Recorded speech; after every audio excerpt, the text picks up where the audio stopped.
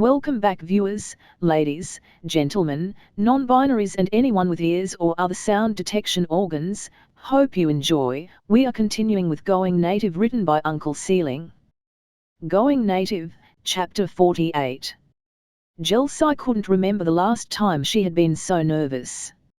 Not standing in front of the tribunal at the academy, not dodging live fire while taking out rogue interior agents, nothing. It had taken her a month to work up the nerve. Sure, she had other investigative tasks that took up that time, it's not like she was just sitting around, but still. After another moment of hesitation, she knocked on the door to the medical wing with two sharp raps. A quiet coming came from the other side, and in a few moments Jelsai stood across from a very surprised-looking Helcom. "Hello, Askell. I need to speak with Eustace Grant. May I come in?" Askell smiled pleasantly, but without any really sincere warmth. "He's not in at the moment. Stace is in his workshop. If you'd like I can take you there." "Please do." "Workshop? How much of Stace?" No, Eustace Grant's healing had she missed. She followed the cute Helcom to one of the hotel's conference room. Entering it, Jelsai saw that the room had been divided in half with large walls, a narrow hallway separating them. On the right was a door with a somewhat crude hand-carved wooden sign that read "Stace's Place, please knock." Askell must have noticed Jelsai checking out the sign. "Iron made that for him. It was supposed to just be temporary, but Stace refuses to replace it." He knocked on the door and, hearing a yell from the inside, opened the door and motioned for Jelsai to join him. "Stace, Investigator Chelzer is here to speak with you. I'll be just outside if you need anything, just hit your button." The door clicked shut behind Jelsai, and now she was alone in the large room. Alone except for Eustace Grant.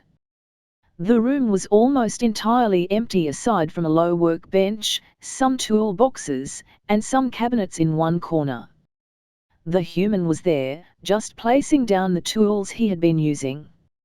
He looked up and locked eyes with the Shilvati. "Investigator Chelzer." He sounded almost as nervous as she felt. "I must apologize, I have been told that I was being a bit less formal with you than fits your station." She shook her head. "No, it's fine. You can call me Jelsai. Or Jel. I don't mind. Can I still call you Stace?" His smile broke much of her nervousness. "Of course, Jel." He waved her over and she could get a better look at his workshop. She couldn't see a single power tool. On odd rounded vise there was a square of pale purple metal, and what looked like some sort of engraving. A crest of Stace threw a towel over it, looking bashful, his face flushed. "Sorry. Just practice work. It's fine." Jelsai tried to collect her thoughts. "I have something for you." "Two things." She reached into her pocket and pulled out an ID card, offering it to Stace. "This is yours. You're a full citizen, no restrictions. No more medical stewardship." Jelsai sighed. It was time for her contrition. "The other thing I have for you is an apology. I took over your life, took your individual agency without even asking for your permission. It was horrible of me, and I understand that you probably hate me for it. What I did was unforgivable. I didn't even treat you like a person. I know you probably don't want anything more to do with me. I just needed to say it. I don't." "Of course you don't forgive me." Jelsai squeezed her eyes tight, trying to hold the tears in. "I shouldn't have come here." She started to turn away, shoulders slumping. "Don't be an idiot." Stace's sharp voice froze her in place. "I meant I don't hate you."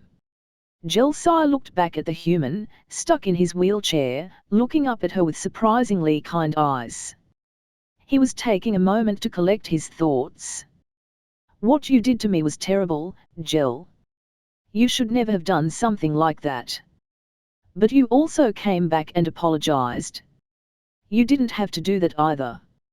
You could just as easily have written me off, left things the way they were. That you took the time to come and talk to me, even though it clearly hurts you to do so, counts for a lot. On top of that, you saved my life. All of though.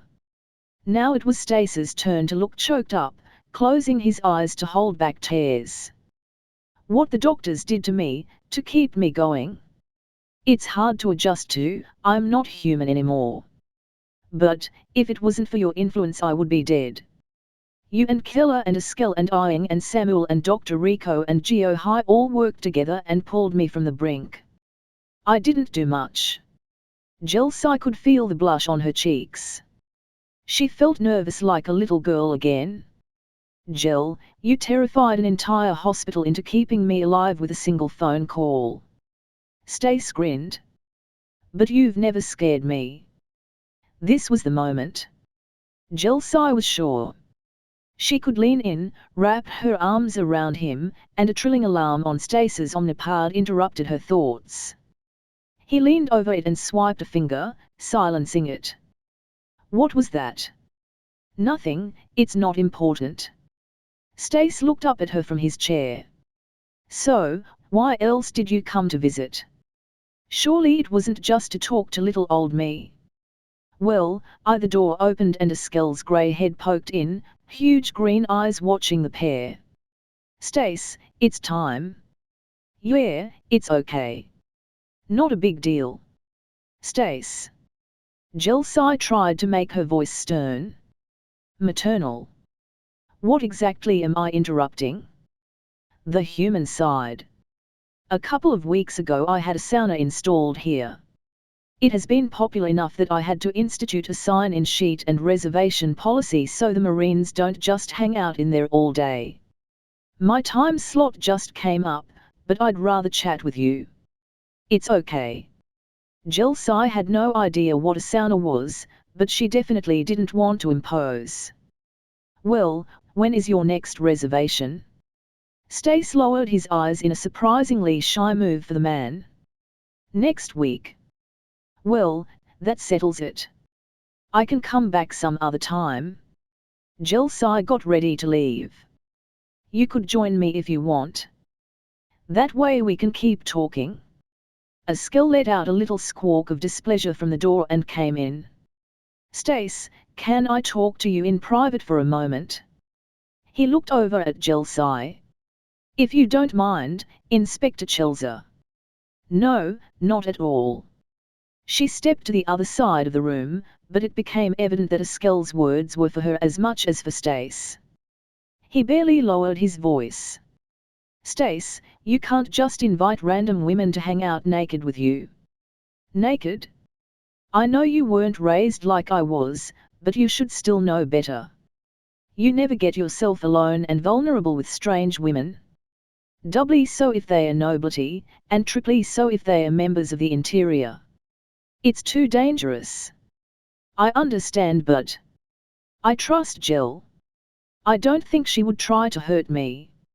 I am willing to give her a chance. Eskel let out a sigh, his voice sharp. Fine. But when it goes wrong just push your button and I'll come running. Not if. When? How badly had Jelsai screwed things up here? Stace started his little motorized wheelchair moving and motioned for Jelsai to follow him. Come on, it'll be fun. Jelsai followed along numbly as they left the mostly empty workshop and went to the pool area. In one corner there was a large wooden cube with a single door. A few Marines in the pool eyed the pair curiously as Jelsai opened the door and Stace wheeled inside. She closed the door behind them and examined the small vestibule, a thin room with piles of towels and empty cubbies for putting your clothes. Jelsai opened the door on the far side and saw another small room, this one with a long wooden bench. Go ahead and strip down, then grab a towel. No. Jelsai glared down at Stace. I'm not getting naked until you tell me exactly what this is. Oh. I thought you knew. Stace took a moment to formulate an explanation. It's a sauna. The whole room heats up and you can splash some water on hot rocks inside to create steam. Plus you can add scented oils. But, why? To relax. You just sit in there, enjoy the heat and do nothing. Just sort of sweat your cares away. That sounds really awesome actually. Jelsai turned away from Stace and rapidly undressed, carefully folding her clothes and hanging her long coat on a peg. She wrapped a towel around her waist, then turned to see Stace tangled up inside his t-shirt. Little help. Stace's voice was muffled by the fabric. Jelsai quickly got the shirt unwrapped from him, then slipped her arms under his shoulders and carefully lifted Stace out of his wheelchair. She studiously kept her eyes raised, looking away while he dropped his pants and fumbled with a towel. Okay.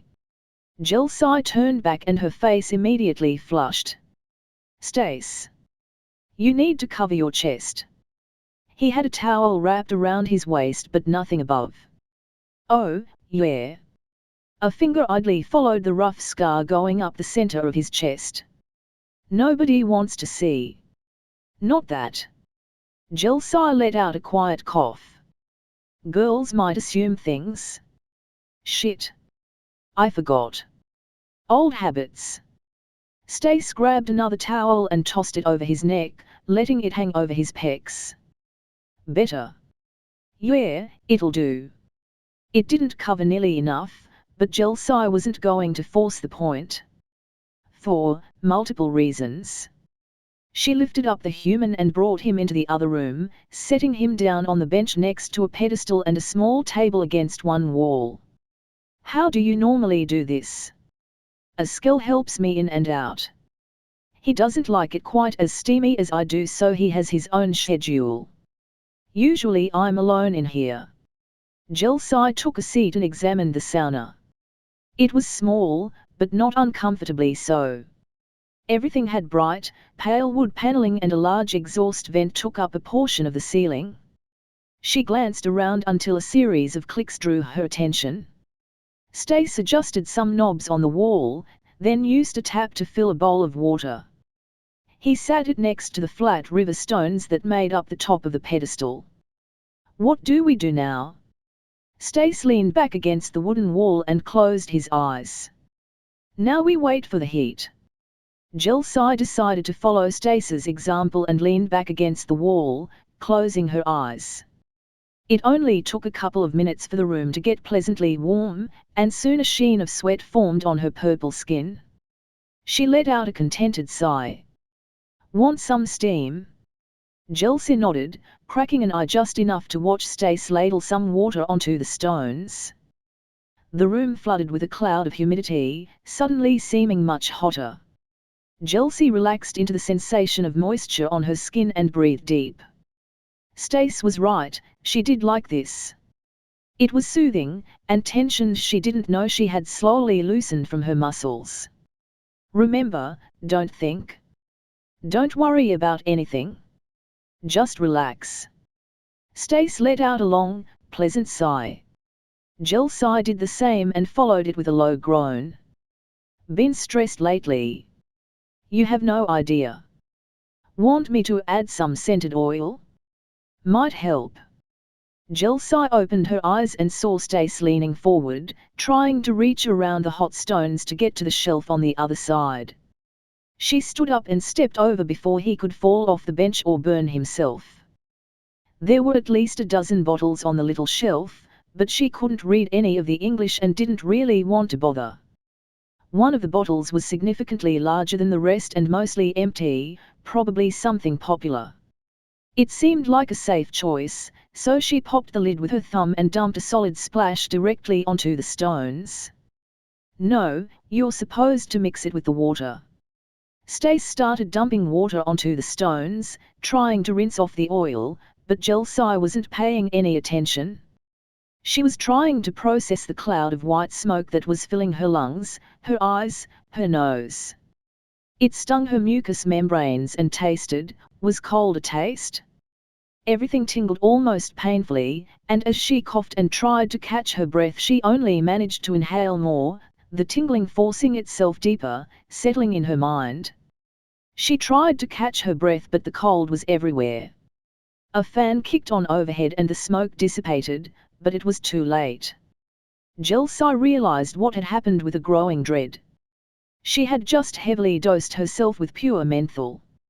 Jelsai threw herself back onto the bench, sliding as far from Stace as she could.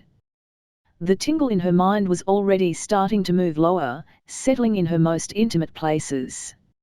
She squeezed her eyes tight and let out a gasp. Fingers started to play across her chest, making their way towards a nipple, and she realized with a start that they were her own. With a tremendous effort, she moved the hand back down. Jel? Jel? What's wrong? Hands grabbed her shoulders, 2 fingers touching her neck and feeling her racing pulse. No. She pushed Stace away and felt him slide, nearly losing his balance on the bench. Stay back. I'll be okay. Just stay back. She was breathing heavily. It almost felt like she was in the middle of a marathon. Questing fingers came back, this time between her legs, and she forced her hands back down to her side. What is going on? Please. Stace sounded terrified. Jelsai wanted to reach over, to comfort him, to lay him down on the bench, and no. She was Jelsai Chelza. She could beat this. Her voice almost sounded mechanical. Mint is an illicit substance. It has actually become one of Earth's most lucrative exports. It acts as a powerful narcotic and the word slipped from her mind. It was getting harder to focus. It makes us horny. I'm going to call a skill. You need help and... No. Part of her mind begged, demanded that she let Stace bring her another male. She could have both of them, could use. Please, no. If anybody finds out about this, it could ruin my car. My job. Nobody would take me seriously. It doesn't matter if you're dead. Stace was so concerned. He cared about her. She could hear it in his voice. She could show him she cares about him too. She would just have to lean over and... I will be okay. Just need to wait for it to wear off. Please, Stace. Don't. She finished the statement with a low, deep moan. The fingers between her legs were no. She forced her hands back to her sides with a monumental effort. If I turn around and let you take care of it, would that help? Oh, that was a great idea. He would turn away and she could slide up behind him and... I think it would, just make it worse. Jelsai squeezed her thighs together. The cold fire there was just building and building. Hands moved across her breasts, teasing and, no. No. But her reserves of self-control were exhausted. Her hands wouldn't move back where they should and her mind was full of fog, and all she needed was so close to her. She just needed to slide across the bench, and no, she would not. Stace was her friend. Jelsai, listen to me. You can do that, right? You're my friend and friends listen to each other. I need you to pay very close attention and do what I say. You can do that, and I know you can because you're strong and clever and my friend. Okay. Yes, Stace. Goddess, his voice was so sexy. It was remarkably feminine but still made her want to. Open your eyes, Jelsai. See how I'm sitting? She looked over to see that her Stace was turned, straddling the bench with one leg in the gap between it and the wall. His towel was draped across his lap. Yes, Stace. It was like he was trying to expose himself, like he was offering. I want you to sit the same way I am, facing me. You can do that, right? Jelsai twisted her hips and the bench scooted slightly, moving farther away from the wall. She swung a leg over and they were facing each other. Her towel had fallen and she was exposing herself to him. Goddess, he could see everything, but he wasn't looking at that. His eyes, one hazel and one black, were locked on her face. Stace scooted himself forward until their knees touched. In this position, with his knees just inside hers, Jelsai couldn't squeeze her thighs together, couldn't tease herself. But she could just lean over and push Stace down. He wouldn't be able to do anything about it and she could know. It was wrong and Stace was her friend. Give me your hands, Jel. She realized with a start that her hands had been roaming again, taking advantage of the distraction. With all the will she could muster, Jelsai put her hands into his. His skin was hot and sweaty and oh God, it would be so easy to just lean your head down and close your eyes. Listen to my voice. You can trust me, right Jel? I can trust you, Stace. You're my friend. She felt her forehead press against his and she realized with a start that he had her. They were together in a strange but intimate embrace. If she lifted her head and pushed forward, her lips would meet his. Her tongue could be in his mouth in moments, but no. She trusted Stace and he said to lean her head down. She could do that. You and I are going to work together, Jel. I'm going to tell you a story, a true story, and you are going to focus and listen to me. If the feeling gets too strong and you can't handle it, you're going to squeeze my hands as hard as you can. When the feeling passes, we'll continue the story. You're going to pay attention really hard, and when we're done you can tell me if you're feeling better. If you're not, I'm going to tell you another story. I need your help, Jel. I can't tell you a story if you don't listen really hard. Can you do that? Of course Jelsai could listen. She would listen really hard, and then Stace would be really hard and she could. No. They were a team and they were going to work on this project together. She wasn't going to ruin it. If she didn't listen then Stace couldn't tell her story. She squeezed his hands and, after a moment, felt her grip loosen of its own accord. I can do it, Stace. Good girl.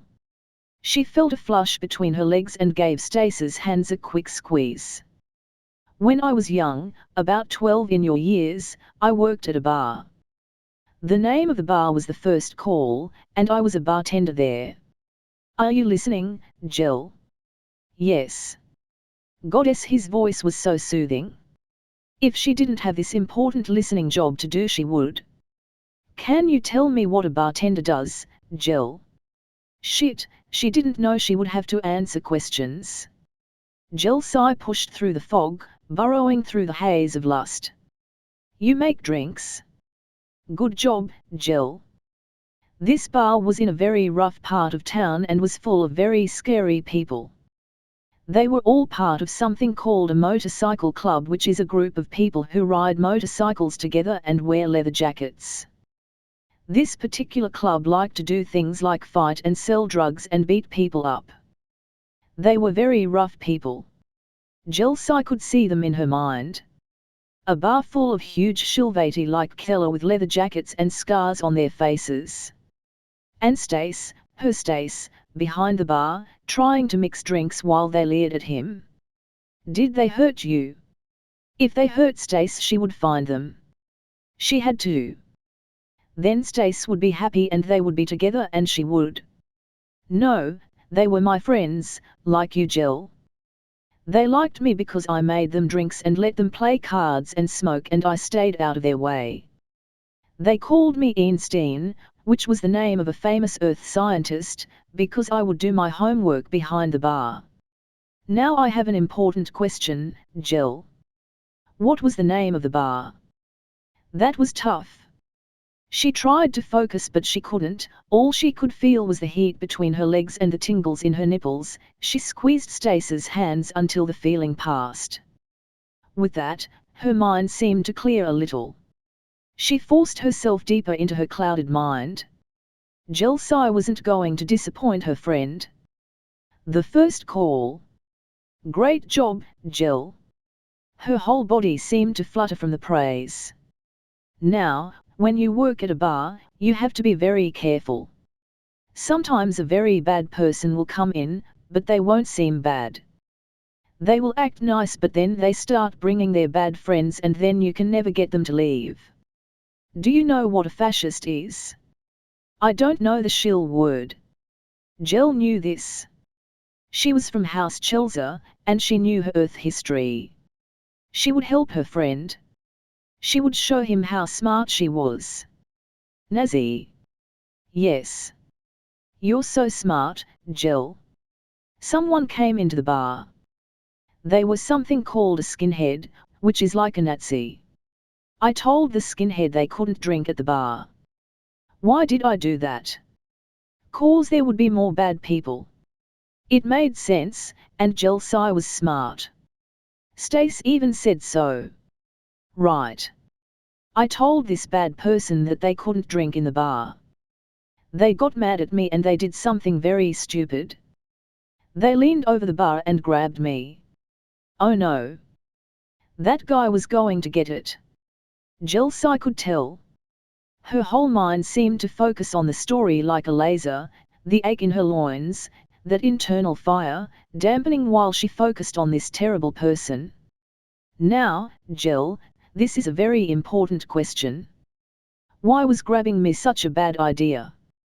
Because you don't hurt Stace. Jelsai nodded, feeling the skin of her forehead rub against his.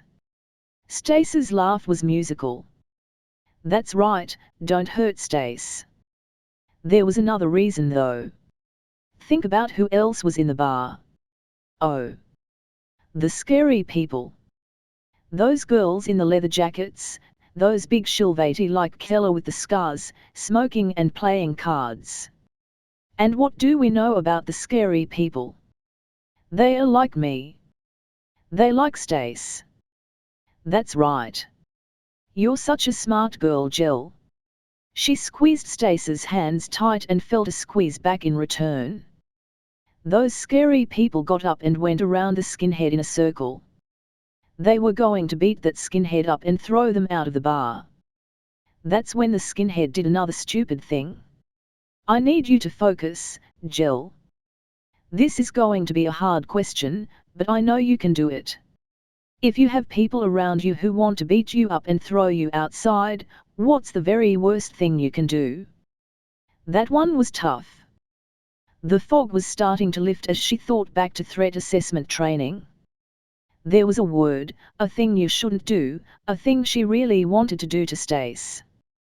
The word came in a flash. Escalate. You got it. The bad person was stupid and decided to escalate. They pulled out a knife, which was when I knew I had to do a very stupid thing myself. If someone got killed in the bar, I wouldn't be able to work there anymore.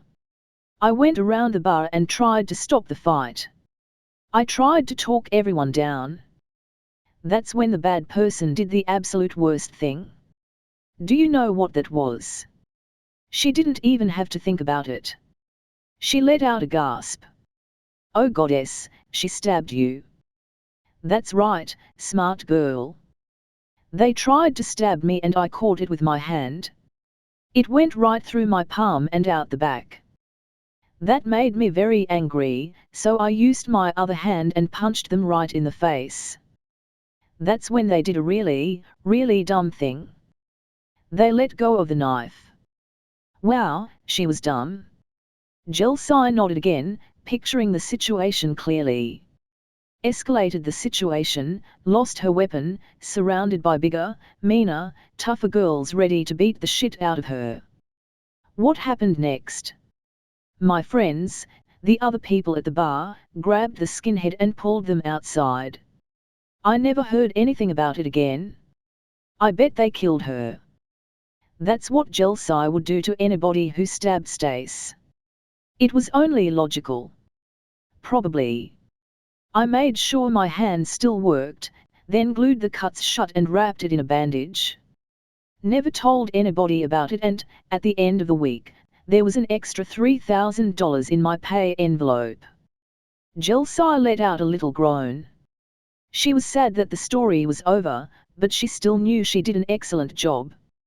If nobody was listening, Stace wouldn't have been able to tell his story. The pair sat for a few minutes in comfortable silence. Jel. Yeah, Stace. How are you feeling? Better.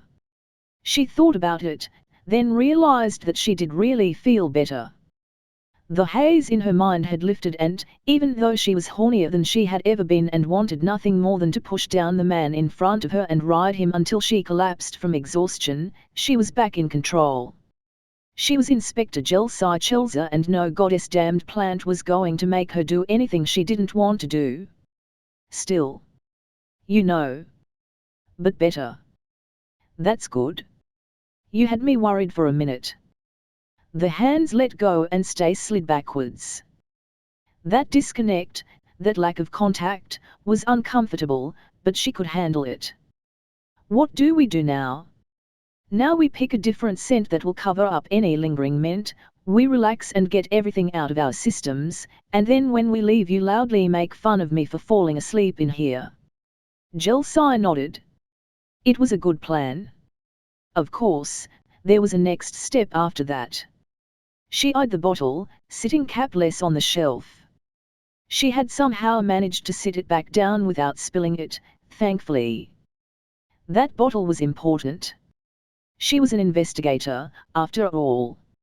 End of chapter. If you enjoyed, like, subscribe, click the bell so you don't miss any episode and do all the other YouTube stuff. Visit and support the author, and I'll see you next time. If you didn't enjoy, comment on what I can do better. And as usual, have a wonderful day.